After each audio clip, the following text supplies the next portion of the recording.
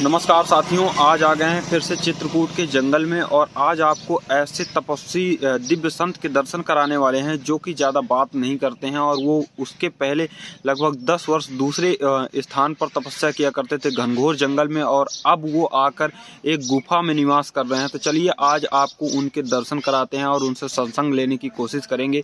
लेकिन उसके पहले आइए आपको महाराज जी की ये कुटिया है जहाँ पर महाराज जी निवास करते हैं और यहीं पर कठिन साधना करते हैं। आप देख सकते हैं कि यहाँ पर ज़्यादा कोई ऐसी चीज़ नहीं है जो कि भोग विलास की चीज़ें होती हैं। यहाँ पर कुछ भी नहीं है। एक सरपत की कुटिया बनाई हुई है, गंधाता इसको कहते हैं और इसी स्थान पर वो निवास करते हैं।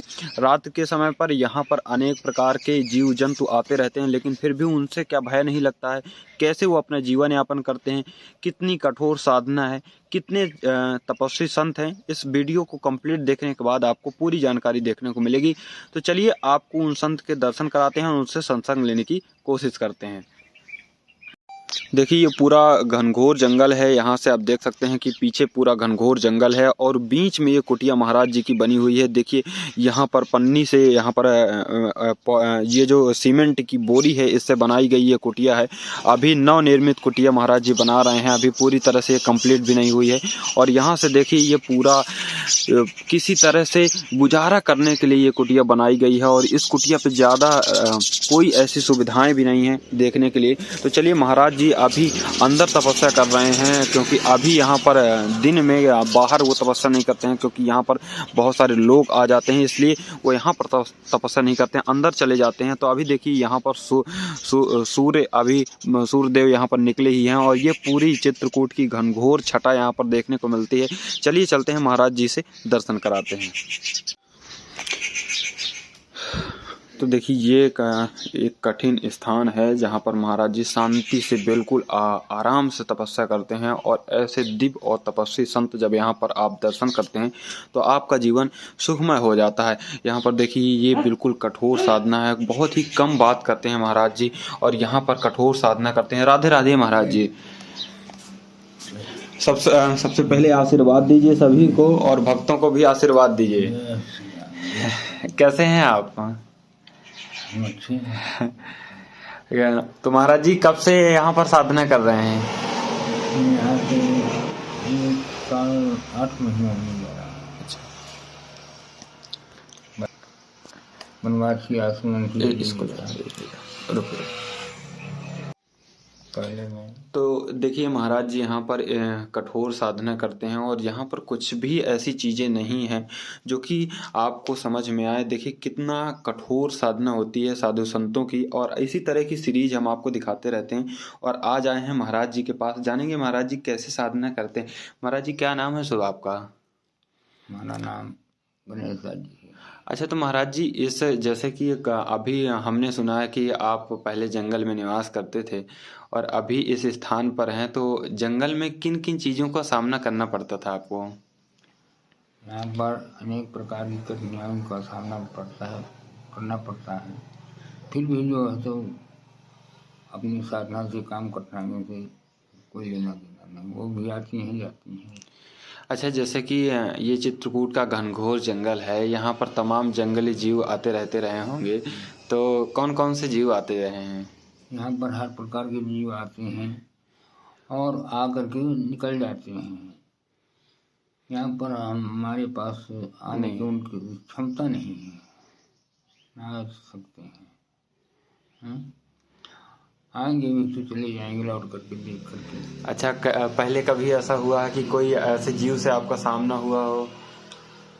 सामना हुआ भी है, फिर भी वो कथैया करके निकल गए हैं, हमारे पास आए नहीं। तो कौन कौन से जीव आते रहे हैं?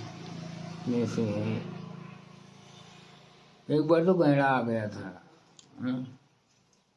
रीछ भी आ गए हैं और छोटे छोटे जीव तो आते जाते रहते हैं, खेलते कूदते रहते हैं, चले जाते हैं, रोड़े से निकल जाते हैं छोटे छोटे जीव। यहाँ पर नहीं आ पाते हैं। नहीं। अच्छा, जैसे कि महाराज जी हम लोग भी साधु संतों के दर्शन करते रहते हैं और उनसे सत्संग जानने की कोशिश करते हैं कि कैसे मतलब जीवन जीना चाहिए। तो एक साधारण पुरुष को कैसे जीवन जीना चाहिए?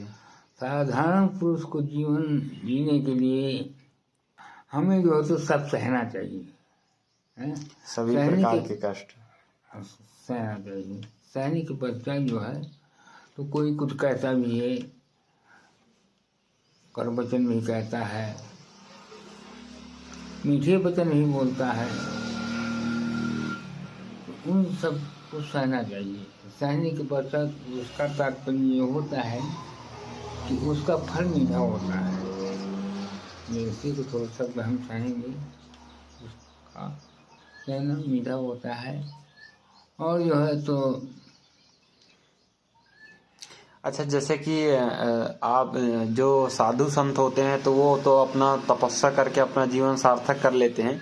जैसे साधारण मनुष्य है, जैसे वो भोग विलास में है, पारिवारिक मोह माया के बंधनों में है, तो वो तपस्या यदि नहीं कर पाता है तो उसको घर पर क्या पूजा अर्चना कैसे कर सकता है? वो हर जगह भी कर सकते हैं, वहाँ भी कर सकते हैं अपने, परंतु अपने शारीरिक साधनाओं के द्वारा वो वहाँ भी अपना काम करके सफलता प्राप्त कर सकते हैं। जैसे कि अपनी भावनाओं को, अपनी आत्मा को दूसरे के प्रति जो है तो ईर्ष्या न करे और न जलावे, दूसरे को कष्ट न पहुंचावे, न किसी जीव जंतु को कष्ट पहुंचावे। जो दूसरे को कष्ट नहीं पहुंचाएगा तो उसको कदापि कष्ट नहीं पहुंचेगा और वो अपनी सत्मार्ग पर चलने की आस्था रखेगा। तो जैसे महाराज जी, अभी आप जंगलों में निवास करते थे, तो जंगलों में ऐसा कई बार होता है कि चोर आ जाते हैं, डाकू आ जाते हैं, तो कभी ऐसा उनका सामना हुआ हो? आते हैं, ले जाते हैं, फिर भी जो है तो ले गए तो ले गए, क्या ले गए। बहुत सारे संतों से जैसे हमारा संवाद होता है तो बताते हैं कि हमारा ये चोरी हो गया है, और बहुत सारे ऐसे दिव्य तपस्वी संत भी मिल जाते हैं कि बताते हैं कि वो जो ले गए थे वो वापस भी दे जाते हैं। वो ले जाते हैं तो ले गए तो ले गए हैं, उससे लेना देना क्या नहीं, किसने दिया किसने लिया हैं? हम तो यहाँ कमाने गए नहीं, कोई आकर के दे जाता है, कोई आकर के ले जाता है। हम दूसरे के स्वार्थ के लिए रखे हैं अपने पास। कोई आ गया भूखा प्यासा तो उसके लिए रखे हैं कि कोई भूखा न जाए, हमारा ये मतलब कहने का है। कोई जीव है वो भूखा प्यासा न जाए, कोई मनुष्य वो भूखा प्यासा न जाए। हम इसीलिए यहाँ पर बैठे हैं कि कहीं भी किसी समय किसी टाइम आ जाते हैं, कैसे भी आ जाते हैं, लूंगे बहरे गूंगे सब आ जाते हैं सब तरह से, परंतु उनका पेट भर करके उसको विश्राम दे करके उसको कह देते हैं कि तुम जा सकते हो। परंतु रात में आ गए, सुबह आ गए, सवेरा होते ही उसको कह देते कि तुम जा सकते हो। अच्छा, जैसे कोई भक्त बाहर से आना चाहते हैं और आ गया तो उसके लिए भी दरवाजा खुला है, कोई भी आ गया तो उसके लिए दरवाजा खुला है। यहाँ पर कोई रोक टोक नहीं है, तो उसको भोजन देना चाहिए हमको। तो यदि बाहर से कोई भक्त आता है तो आपके दर्शन करता है और यहाँ पर आश्रम देखता है और रहता है तो रह सकता है, और खाने पीने की भी उसकी व्यवस्था पूरी हो जाती है। तो भक्तों के लिए बहुत अच्छी बात है कि वो बिल्कुल ही आएँ और ऐसे सत्संग सुने और महाराज जी के दर्शन करें और यहाँ की गुफाओं को देखें। तो महाराज जी, ये जो स्थान है इसमें एक ऐसे कहा जाता था कि इस स्थान पर कोई गुफा थी। गुफा यहाँ नहीं तो ऊपर है, ऊपर पहाड़ के ऊपर गुफा थी, तो वो तो मेरे को मालूम नहीं है, परंतु बताते हैं हाँ है, आज भी है, यहाँ के लोग बताते हैं। मैं तो ऊपर गया नहीं, मेरी चलने की क्षमता रहती है, इसलिए मैं कहीं दूर जाता नहीं। अच्छा, जैसे कि वनवास के समय में जामवंत जो थे उनका भी यहाँ पर वर्णन देखने को मिलता है इस स्थान पर, जहाँ पर अभी हम तपस्या कर रहे हैं, आप तपस्या कर रहे हैं और हम सत्संग ले रहे हैं। तो ऐसा इस स्थान की क्या है वो विशेष महानता? इस स्थान पर क्या है? हाँ, कह रहे थे कि जामवंत जी की गुफा है। जामवंत जी की गुफा ऊपर बताते हैं, मैं देखा नहीं हूँ। अच्छा, लोग बताते हैं, अच्छा, यहाँ के लोग बताते हैं कि है गुफा कोई है, वहाँ पर मैं गया नहीं हूँ। अच्छा। हैं आप? ये यहाँ 1 साल 8 महीना हो गया। पहले मैं बनवासी आश्रम अंकित में रहता है। अच्छा, तो महाराज जी कब से आपने इस संत रूप में आप कब से आए हैं? मेरा यहाँ करीब 24 साल हो गया। अच्छा,